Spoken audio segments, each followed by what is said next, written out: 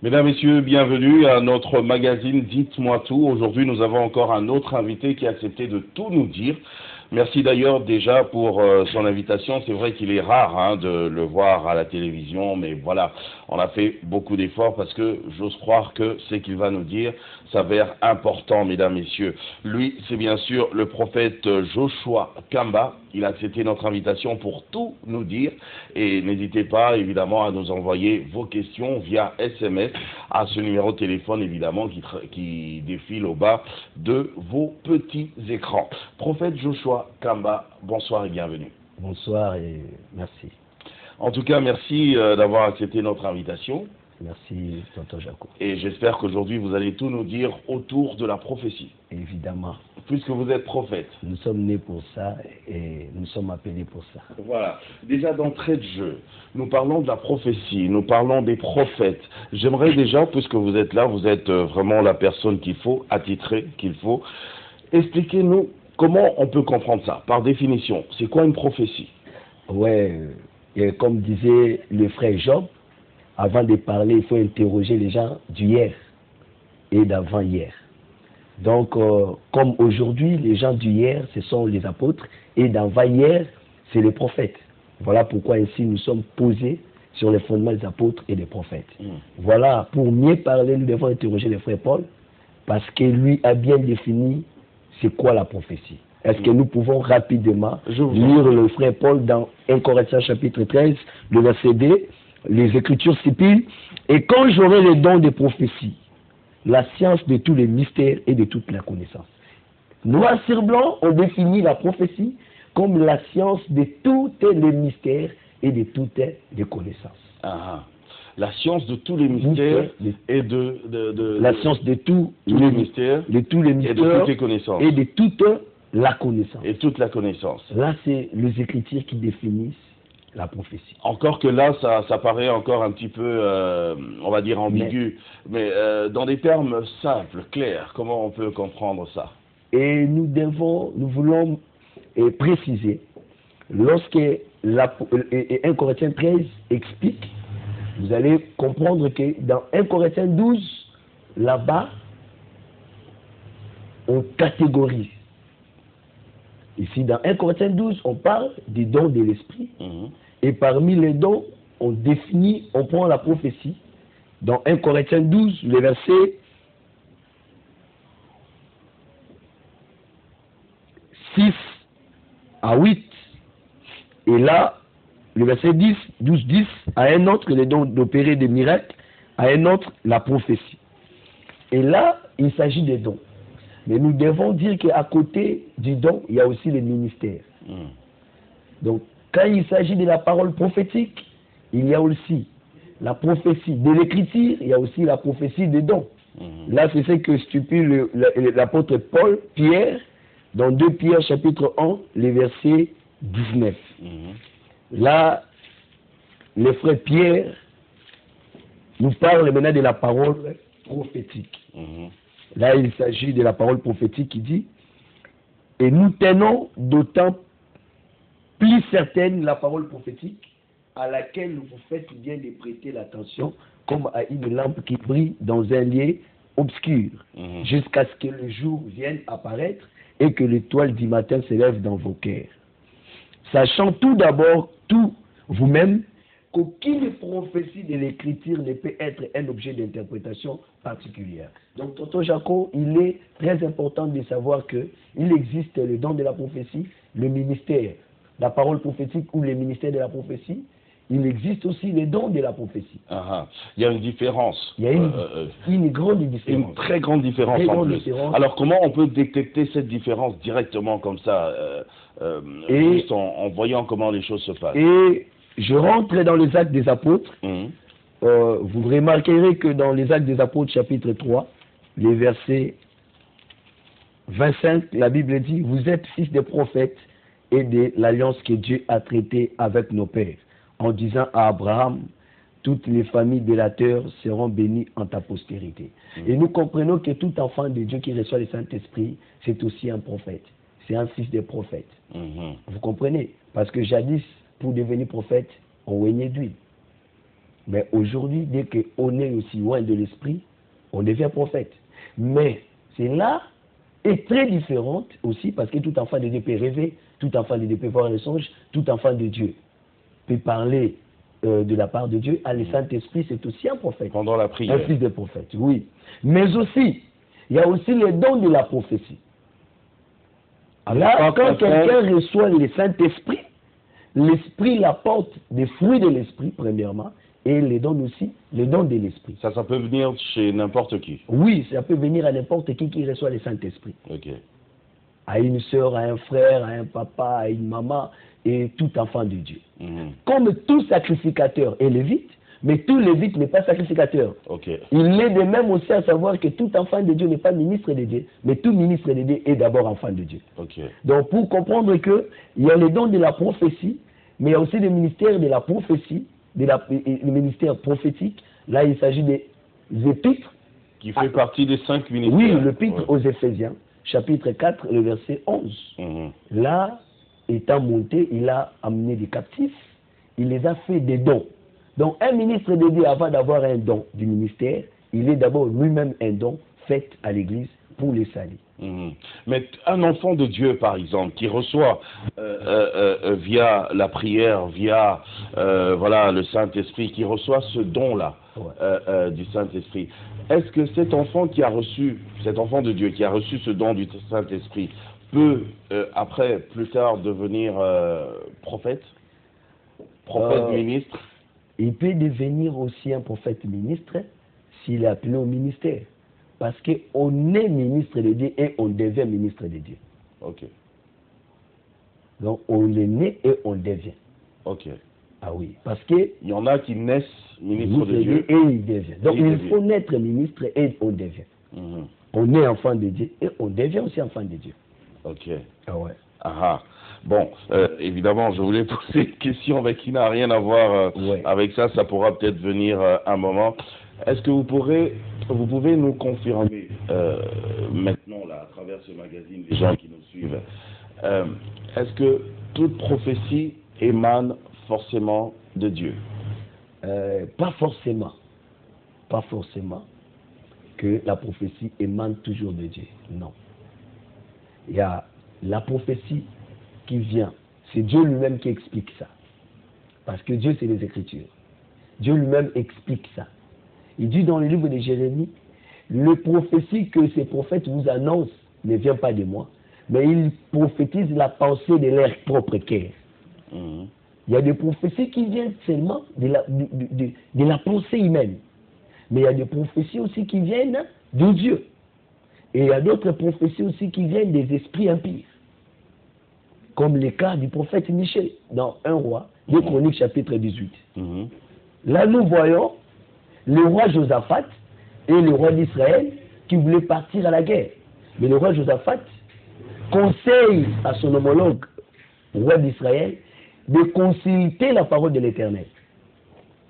Et il rassembla tous les prophètes, 400 prophètes, pour écouter la voix de Dieu. Il leur posa la question: dois-je partir à la bataille? Je vaincrai mes ennemis. Tous ces prophètes ont dit la même chose: va, tu reviendras. Le roi Josaphat, comme c'est un juif, il pose la question: il n'y a pas ici aucun prophète de l'Éternel? Il dit oui, il y a un prophète, je le hais. Il ne prophétise jamais du bien à mon égard. Vous voyez? On a appelé Michée. Tonton Jacques, ce n'est pas parce que tout le monde dit la même chose que c'est la vérité. Okay. Et alors, Michée, comme un enfant de Dieu, il connaissait bien la parole de Dieu. Parce que dans Exode chapitre 23, il est écrit que tu ne te joindras pas à une multitude pour violer la justice. Il dit, le messager qui est allé prendre Michée, il dit à Michée, voilà, tous les prophètes disent la même chose. Ils prophétisent que du bien au roi, toi aussi prophétise que du bien. Pour faire plaisir au roi. L'Éternel est vivant. Et je ne dirai que ce que mon Dieu me dira. Et quand il est venu, il a dit, oh roi, va, tu reviendras, tu auras du succès. Le roi a dit, non, attention, je te connais. Dis-moi la vérité. Il dit, oh voilà, je vois le peuple d'Israël dispersé, comme s'ils n'avaient pas un roi. Et le roi dit à Michel, voilà, je t'avais dit, ne prophétise pas du bien pour moi. Mais tonton Jacob, Michel dit, je voyais Dieu assis sur son trône et l'armée des cieux. Les armées des cieux étaient à droite et à gauche.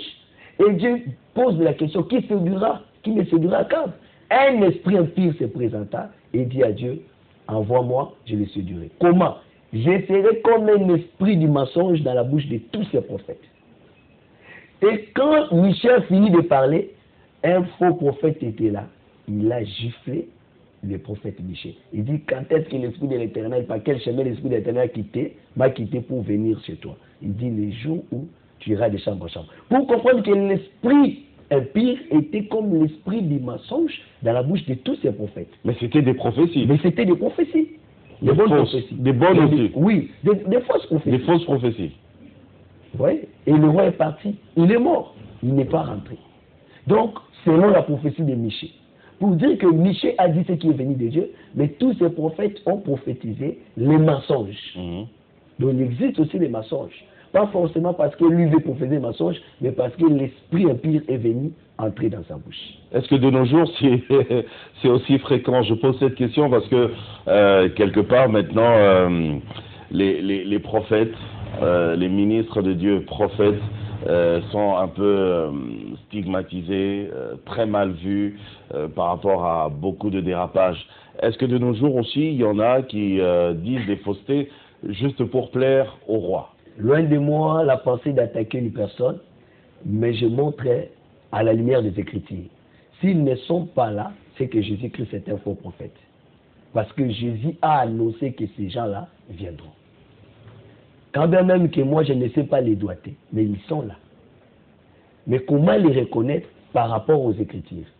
La Bible dit, ce qui a été, c'est ce qui sera, et ce qui a déjà été, et Dieu ramène que ce qui est passé. Par là, nous comprenons que ces choses existent aujourd'hui, comme au temps des apôtres. Cela a existé. Aujourd'hui aussi, ces choses existent. Il y a des gens qui prophétisent de la pensée de leur cœur. Il y a aussi des gens qui sont habités par des esprits impies qui prophétisent des mensonges. Et il y a des gens aussi qui prophétisent de la part de Dieu. Mais comment distinguer les prophètes? Parce que en même temps, il y a les prophètes comme vous qui parlaient de la part de Dieu et on voit ces choses se réalisent. Et en même temps, de l'autre côté, il y a les devins, il y a les diseuses de bonnes aventures, il y a les médiums qui disent aussi des choses et ça se réalise. Maintenant. Et cela n'est pas étonnant. Le diable aussi peut... Et cela n'est pas étonnant parce que l'apôtre Paul dit dans 1 Corinthiens 13 que cela n'est pas étonnant car le diable lui-même s'est déguisé à un ange de lumière. Vous voyez? Donc ce n'est pas étonnant. Mais si nous avons la parole, nous savons les démasquer. Parce que Papa Jacob, Jésus-Christ a dit dans Matthieu 24, il faut que ces choses arrivent. C'est comme un signe pour nous. Donc quand ces choses arrivent, nous savons que ça c'est un signe que le maître est à la porte. C'est parmi les signes qui doivent arriver pour que nous puissions savoir les temps. Un enfant de Dieu ne peut pas prier pour que le faux n'existe pas. Mais un enfant de Dieu doit adopter une attitude par rapport au faux. Que comme ils sont là, lorsque vous verrez, faites attention. Moi je prends l'attitude d'attendre l'époux. Donc cela, pour moi c'est un signe que le Messie vient. Mais je ne peux pas me laisser séduire par ces choses-là. Et voilà. Parce que dans chaque temps, il y a toujours eu ces choses. Et aujourd'hui aussi, ces choses se déroulent. Mais le prophète Moïse nous a prévenus. Il a dit, lorsque tu croises un prophète qui te dit même toute la vérité. Mais il y a des questions qu'il faut se poser. Même le nom de ton père. Il vient d'où? Et quelle parole qu'il va te montrer à la fin? Vous voyez? Donc on doit examiner la prophétie. Oui, mais la prophétie doit être examinée. Voilà pourquoi même dans la maison de Philippe, dans Actes chapitre 22, il y avait 4 filles vierges qui prophétisaient, mais à côté il y avait des ministres des dons, pour veiller à l'exercice des dons. Voilà pourquoi quand le frère, le sœur prophétisent, les ministres des dons sont là pour examiner. Examiner la prophétie. Mais ils vont examiner... à la lumière des Écritures. Comment? Par exemple, dans Jérémie, un prophète Anani avait prophétisé. Dieu avait dit que les enfants d'Israël feront 70 ans. Mais lui vient dire que dans 2 ans, ils vont rentrer. Il a prophétisé la paix contre les nations qui maltraitaient les enfants d'Israël. Alors Jérémie dit, la manière dont tu as prophétisé, nous devons attendre l'accomplissement. Il se réfère à ceux qui sont venus avant. Il dit, les prophètes qui nous ont précédés n'avaient jamais prophétisé comme cela. Alors, nous ne dirons pas Amen et nous ne refusons pas. Nous allons attendre maintenant l'accomplissement. Si ça ne s'accomplit pas, toi tu es notre frère, tu vas t'agenouiller. Nous prions, nous chassons l'esprit impur qui a parlé et nous te gardons comme notre frère. Voilà pourquoi il avait le respect de ceux qui sont venus. Frère, notre temps aussi, nous voulons voir comment les apôtres ont fonctionné. Mais pourquoi attendre la réaction pour confirmer que telle ou telle autre prophétie... Parce qu'il y a des prophéties, quelqu'un qui dit et ça se réalise. Mais ce n'était pas l'Esprit de Dieu. Parce qu'il y avait les Pythons aussi qui a parlé. Ils sont serviteurs de Dieu, ils disent des bonnes choses. Mais Paul regarde, il dit ça c'est l'esprit des Pythons. Il chasse. Pourquoi? Parce que l'Esprit Saint nous permet de distinguer le faux et le vrai. L'Esprit Saint. Le Saint-Esprit nous permet de savoir, ça c'est l'esprit de l'erreur et de la vérité.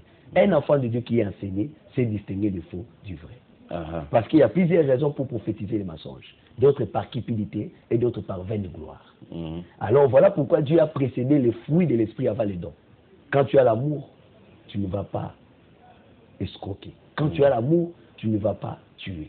Quand tu as l'amour, tu ne vas pas prophétiser le mal. Alors, j'aimerais que vous puissiez nous expliquer un peu ça. Je vous parle à vous directement parce que c'est votre cas. Je vous ai déjà vu à l'œuvre plus d'une fois. Vous prophétisez, évidemment, par rapport à ce que l'Éternel vous dit, mais en même temps, vous prêchez. Mais vous prêchez, même quand vous prêchez, on sent que ça, c'est une prédication prophétique. Est-ce qu'un prophète peut aussi prêcher tel que vous le faites? En fait, vous le faites carrément à la manière des docteurs, des enseignants. Je suis enseignant de la parole. Ok. Expliquez-nous alors à votre niveau comment ça se passe, vous, directement, prophète Joshua. Gloire à Dieu, nous voulons expliquer une chose. Nous voulons dire que tout ministre de Dieu, c'est un enseignant de la parole. Selon Éphésiens 4, les épîtres aux Éphésiens 4. Tous les 5 ministères. Tous les 5 grâces ministérielles sont des enseignants de la parole. Pour le perfectionnement des saints. Vous savez, Dieu a établi le ministère pour le perfectionnement des saints, préparer l'Église à sa rencontre. Mais parmi les 5 grâces ministérielles, il y a aussi le ministre et des prophètes. C'est qu'il y a aussi la parole prophétique. C'est que tout ministre de Dieu peut enseigner toute la parole, toute la Bible. Il peut enseigner par rapport à sa grâce. Mais le ministre de Dieu qui est prophète, il a un autre fardeau de positionner l'Église par rapport au temps et par rapport à l'espace. Vous comprenez? Il joue un peu le travail de... Quand Jacob bénissait ses enfants, tous les 12 fils de Jacob avaient entendu les 12 paroles prononcées sur chacun d'enfant. C'est comme quelqu'un qui a assisté au conseil, quand on parle au ministère de budget, on lui donne la mission, le ministre du plan, écoute, il peut aussi avoir l'idée sur ça. Mais c'est lui-même qui sait bien parler. Parce que parmi les prophètes, il y a plusieurs prophètes. On a dit les uns comme prophètes.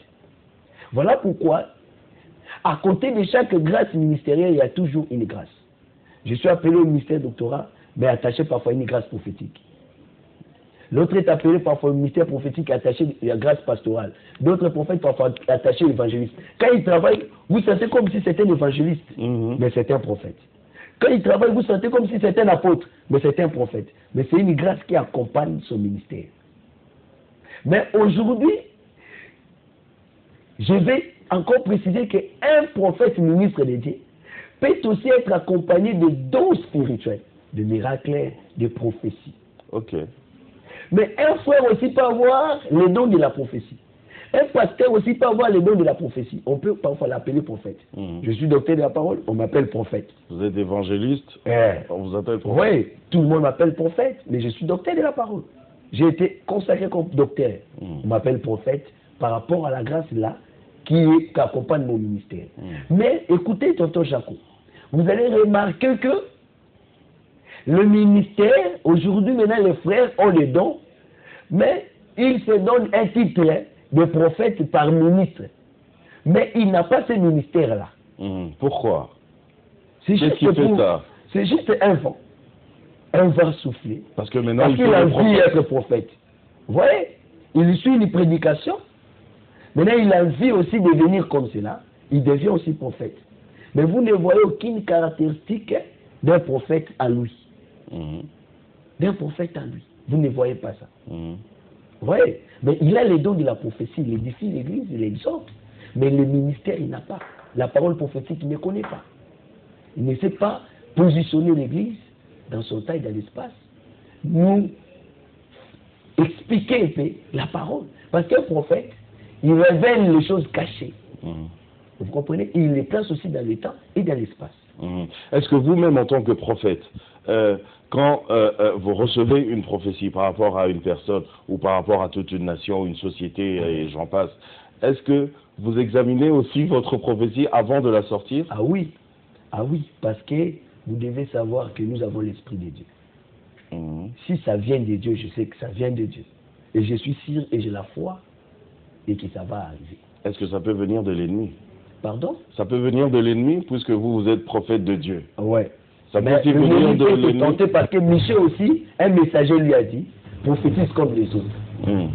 Mais il a dit non, je ne dirai que ce que l'Éternel me dira. C'est que ça peut arriver que vous serez financé par la peur de la mort, par la peur de l'ignominie. Et si je lis cette chose, la personne sera contente et tout. Mais tout ministre de Dieu, dès que vous devenez ministre de Dieu, c'est que vous acceptez la mort pour la cause de l'évangile. Donc vous devez dire les choses telles que l'Éternel vous a dit, mais avec la sagesse. C'est-à-dire? Oui, parce que quand vous avez l'esprit de Dieu, c'est l'esprit de la sagesse. Voilà pourquoi un frère qui a les dons de la prophétie doit être encadré par le ministre de Dieu pour savoir comment dire ces choses-là. Et au fur et à mesure, on lui apprend la parole, on lui enseigne et on veille sur lui. Il ne fera pas de dégâts. Mais un ministre de Dieu qui a les dons, il est sage, il sait comment parler, il sait aussi donner un message, comme le prophète Nathan. Je donne un exemple. Ouais. Je suis chef de l'État d'un pays quelconque. Et puis vous recevez une prophétie comme quoi je mourrai si je continue à faire ce que je suis en train de faire. Comment vous allez le dire? Je suis chef de l'État. Je ne suis pas le premier à le faire. J'ai vu le prophète Nathan et le prophète Isaïe donner des messages au roi et le prophète Élie. Alors le prophète Nathan a vu quelque chose dans le roi David. Et lorsque le prophète Nathan est venu, la manière dont le prophète Nathan parlait, il dit, bon, quelqu'un avait beaucoup de brebis, il reçoit un visiteur, il laisse ses brebis, il va prendre l'unique brebis de son frère et le tue, il donne à son visiteur. Une telle personne, le roi David déchire les vêtements, il dit, telle personne mérite la mort. Alors le prophète il dit, mais c'est ce que tu as fait. Toutes les femmes d'Israël sont à toi. Mais tu as laissé ces femmes, tu allais prendre la femme de ton serviteur. Le prophète, le roi a commencé à pleurer. Vous voyez que c'est là. Mais si tu es venu, ça c'est un roi qui connaissait déjà aussi la parole de Dieu. Mais si c'est un autre roi, on prend, je ne sais pas, celui de Babylone par exemple, Nebuchadnezzar. Toutes les prophéties ne sont pas à donner, peut-être à prier pour la personne. C'est ce que j'ai appris par ceux qui m'ont encadré. Mais si Dieu insiste que je pars, avant que j'arrive, il préparera le cœur de celui qui me reçoit. Et Dieu me donnera la sagesse de lui parler. Parce que Dieu parle pour exhorter, Dieu parle pour édifier, Dieu parle pour consoler. Et si Dieu vient pour avertir, il avertit de manière à ce que la personne puisse prendre garde à ses voies et à vivre la beauté de Dieu. Alors, juste, je voulais retourner un petit peu en arrière. Comment, vous avez parlé des paroles de connaissance et vous avez parlé des prophéties. Comment est-ce qu'il y a une différence entre les deux termes? Non, je dis que la prophétie, c'est la science de tous les mystères et de toute la connaissance. C'est que la prophétie révèle ce qui est caché. Vous voyez, dans le cœur d'une personne, dans le cœur de Dieu, il vient révéler cela. Par exemple, le roi Pharaon va dormir et il vient un songe toute la nuit. Et le matin, il cherche l'explication, il n'a pas d'explication. Maintenant, quand Joseph vient, il interprète le songe du roi. Parce qu'un songe interprété, c'est aussi une prophétie. Il dit, ce que tu as vu, ça veut dire qu'il y aura 7 ans d'abondance et 7 ans de la famine. Donc ça devient une prophétie. C'est pourquoi dans Nombre chapitre 12, le verset 6, Dieu a dit, lorsqu'il y aura un prophète parmi vous, c'est par des visions que je me révélerai à lui, et c'est par des songes que je lui parlerai. Mais il n'en est pas ainsi à mon serviteur Moïse. Je lui parle face à face. C'est que même Dieu, quand il a apparu à Abraham, il lui a parlé dans les songes, même Abraham, même Jacob, même Isaac. Voilà pourquoi il a dit au roi que la femme là que tu as prise, c'est la femme d'un prophète. Va qu'il prie pour toi. Parce qu'Abraham était prophète, parce qu'il a eu un songe. C'est que beaucoup de prophètes reçoivent des songes. Et beaucoup aussi, Dieu leur parle par des voix audibles. Que ce soit les paroles de connaissance, les paroles de sagesse, du discernement d'esprit, sont aussi collées dans le don de la prophétie. Un prophète a ces choses-là à lui. Vous comprenez? Donc, il peut, la parole de connaissance, détecter ce qui peut arriver dans la vie d'une personne, dans les jours qui viennent, où c'est déjà passé, ou ce qu'il traverse. C'est lié dans la prophétie. Par exemple, quand Jésus descendait à Bethphagée pour aller à Jérusalem, il dit aux disciples, descendez dans cette ville, vous trouverez une ânesse attachée. C'est une parole de connaissance. Jésus entre dans le temple, il trouve une femme courbée pendant 18 ans. Il dit, cette femme que le diable tenait liée pendant 18 ans. Ça, c'est une parole de connaissance. Mais dans Matthieu 24, il dit, il y aura tel événement, il y aura des familles de guerre. Là, Jésus prophétise. Il dit, je voyais Satan tomber comme un éclair du ciel. Et il tombait du ciel comme un éclair. Ça, c'est un prophète qui voit. Mais je vous ai donné des pouvoirs, de marcher sur les serpents et sur les scorpions, aucune puissance de l'ennemi pourra le nuire. Vous voyez? Voilà pourquoi nous disons que Jésus a manifesté ces dons-là. Lazare était malade, on vient dire que Lazare est malade, il tarda 2 jours. Mais lorsque Lazare est mort, on ne vient pas lui dire que Lazare était mort. Il dit, bon, notre frère Lazare dort. Il fallait que je sois là, je puisse lui poser la question, mais je dis, comment tu as su que Lazare dort? Il leur dit ouvertement que Lazare est mort, mais je vais le réveiller. Qui est venu annoncer à Jésus? Ça, c'est une parole de connaissance. Vous comprenez? Donc, c'est une parole de connaissance. Jésus avait ces dons-là comme un homme de Dieu. Ça lui accompagnait un ministre de Dieu par voir les dons qui l'accompagnent dans les ministères. Alors, quelqu'un m'avait dit que une bonne prophétie doit être suivie toujours d'une résolution. On prophétise et après on doit donner la solution. Voilà ce qu'il faut faire. Voilà. Est-ce que vous authentifiez une cela? Recommandation. Oui. Est-ce que vous authentifiez cela? Oui, j'ai un exemple, mais je ne mets pas l'absolu. Je ne mets pas l'absolu. Il faut éviter de mettre l'absolu. C'est pas nécessairement comme ça. Donc, je ne mets pas l'absolu. Parce que Jésus a dit aux lépreux, il a prié pour les lépreux, il leur a dit, allez vous faire montrer chez les sacrificateurs. En route, ils sont guéris. Mais il voit Bartimée, il dit que ta foi t'a sauvé. Les yeux de Bartimée étaient ouverts. Mais Jésus, quand il a dit, il a fait la boue pour l'aveugle et un autre aveugle, il a mis dans les yeux, il dit, va à Siloé. C'est une recommandation. Et la personne est allée, il a lavé ses yeux et ses yeux. Et il a recouvré la vie. Nous comprenons que ça cache beaucoup de choses prophétiquement. Mais nous voulons étayer quand même noir sur blanc pour donner la lumière au peuple de Dieu, que quand l'Éternel parle, qu'il donne une recommandation, ça doit arriver. Donc je ne peux pas te dire que non, dans 3 jours, tu seras rétabli et dans 3 jours, tu n'es pas rétabli. Après, je te dis parce que tu as péché, voilà pourquoi cela n'est pas arrivé. Non. Vous savez qu'il y avait 2 personnes dans la prison. Et Joseph, il dit, le songe que tu as rêvé, cela veut dire dans 3 jours, tu seras rétabli. Toi aussi, le songe que tu as rêvé, dans 3 jours, tu seras pendu. Et ces choses se sont déroulées telles que le prophète lui avait dit. Et lisez dans 2 Rois chapitre 6, il dit, demain, à la même heure, vous mangerez en abondance. Et un eunuque du roi dit, même si l'Éternel ouvrira les écluses des cieux, pareille chose n'arrivera jamais. Il dit, tu verras de tes yeux, mais tu n'en mangeras pas. Tonton Jaco, ce que le prophète a dit, cela est arrivé. Donc pour dire que quand le prophète voit, il avertit. Dans 2 Rois chapitre 8, le prophète Élisée dit à une femme, il y aura la famine pendant 7 ans. Et toi, quitte le pays, va où tu veux. Tu pourras. Et tu reviendras après les 7 années. Quoique ça parlait aussi d'aujourd'hui, que bientôt il y aura aussi des jugements après l'enlèvement. Mais nous aussi nous partirons. Donc le départ de la femme, c'est le type de l'enlèvement, où nous partirons. Mais après l'enlèvement, il n'y aura pas du coup les jugements. Il y aura aussi 7 années, mais qui sera divisé par 3 ans et demi et 3 ans et demi, où il y aura le ministère de 2 témoins en Israël. Vous voyez? Pendant que les témoins vont prêcher, quand bien même qu'il y aura aussi des trompettes qui vont frapper, selon l'Apocalypse 9, verset 5, pendant qu'on sonnait la 5e trompette, la Bible dit qu'on ne touche pas ceux qui ont le son de Dieu. Donc on va frapper que ceux qui n'ont point le son de Dieu.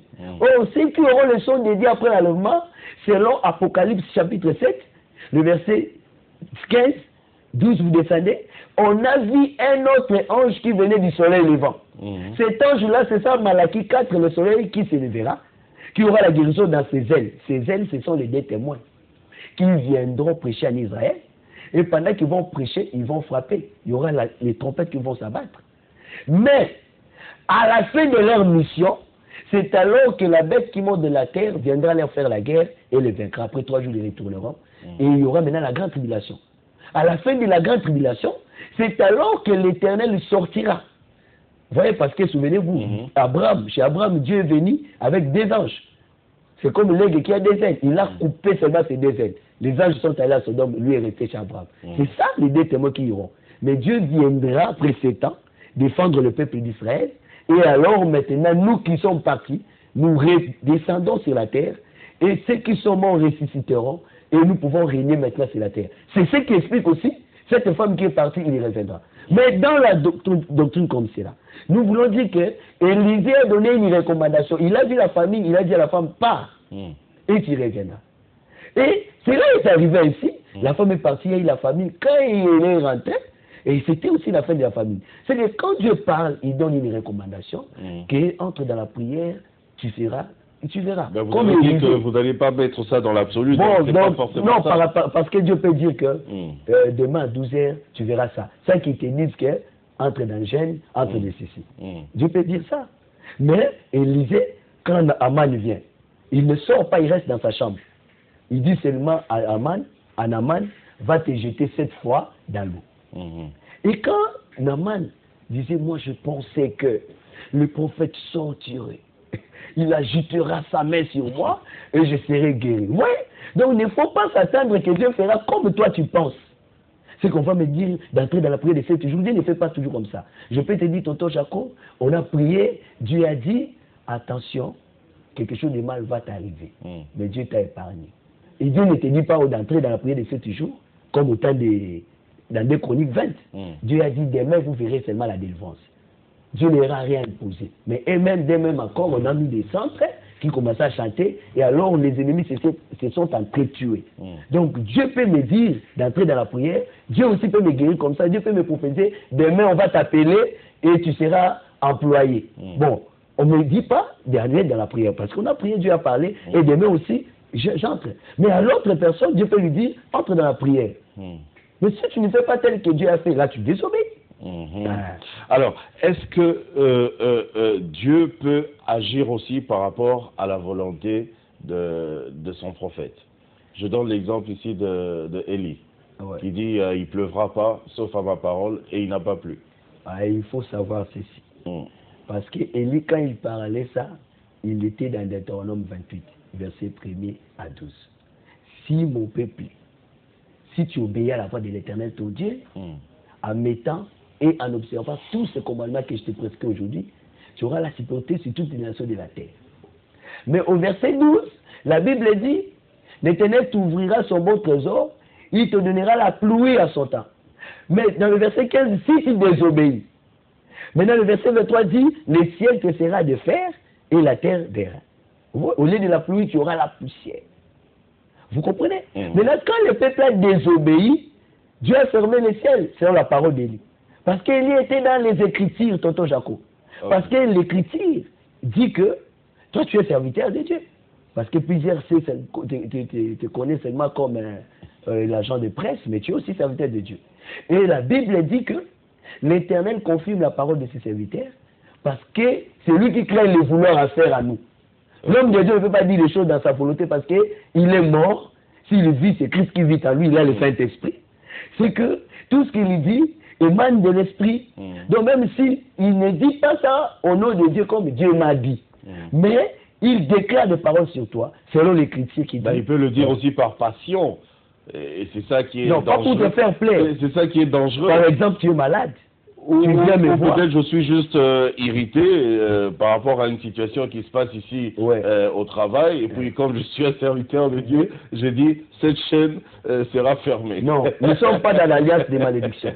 Nous sommes dans l'alliance des bénédictions. Donc dans cette alliance, on ne maudit pas.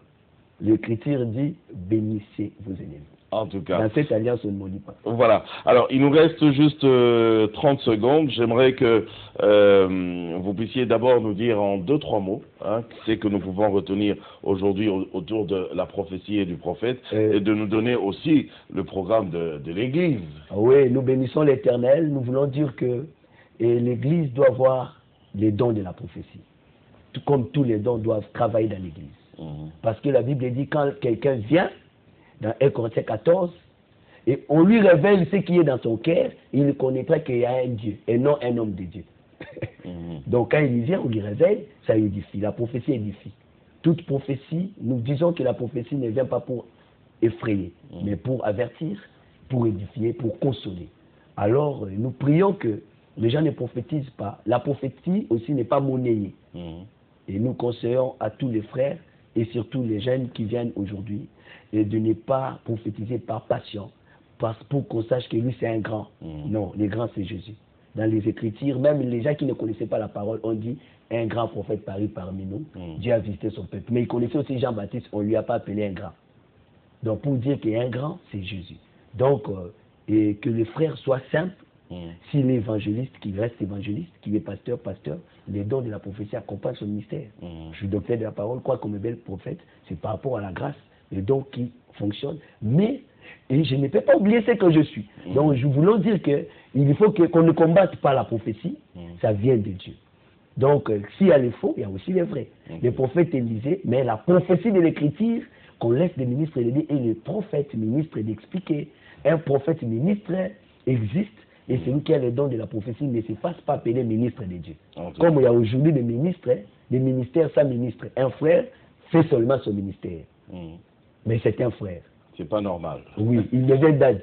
Pourquoi? Parce qu'il imite le ministre de Dieu. Alors qu'il ne fasse pas des choses en imitation. Il y a des gens qui imitent les prophéties. Il a dit comme tel, prophétiser l'autre. Il imite pour prophétiser, mais ce n'est pas Dieu. Alors ce n'est pas bon. Alors qu'on arrête. Si Dieu ne te dit rien, ne le dis pas. Et ne prennent pas l'information pour prophétiser. En tout cas. Et ne fabriquez rien. Si Dieu ne dit rien, sois calme. Dieu n'a rien dit. Toi, tu me connais. Quand il n'y a rien, il n'y a rien. Mais voilà pourquoi nous disons que Élisée a dit à Naaman, va te jeter. Et quand la personne s'est jetée, il est retourné. La peau était pire. Et vous devez savoir aujourd'hui aussi, le véritable Élisée est entré au ciel. Il a envoyé aussi des serviteurs. Il faut que Naaman se jette aussi comme l'Église. À la 7e fois, il atteindra la perfection et il pourra rencontrer maintenant celui qui était caché. Aujourd'hui, nous devons savoir que Christ va revenir. Nous devons atteindre la perfection. C'est ça le but des ministères, de nous préciser les choses. Et nous donnons le programme. Nous sommes dans l'église des Saints d'Engalema, et situé sur l'avenue Longela numéro 10 à DGC. Quand vous êtes à magasin ou Victoire partout, vous prenez DGC. Et les références, c'est l'arrêt Vodacom ou chez Victoire. Et vous entrez et vous nous trouverez. Nous sommes là le mardi à 17h, jeudi à 17h, le dimanche à 9h. En tout cas. Que le Seigneur vous bénisse. Merci. Merci, prophète Joshua Kamba, Merci beaucoup d'avoir accepté notre invitation. Merci. Vous avez des questions qui sont restées en suspens. Écrivez-nous à ce numéro de téléphone. Oui, on n'a pas tout dit. Malheureusement, le temps c'est l'argent. Mais on aura encore oui, bien sûr, on aura encore l'occasion d'enregistrer d'autres magazines, bien sûr. Vous nous envoyez vos questions, vos suggestions à ce numéro de téléphone qui s'affiche au bas de vos petits écrans. Merci de nous avoir suivis pour le cadre de Dites-moi tout. Je vous retrouve la semaine prochaine pour un autre numéro de Dites-moi tout. Au revoir.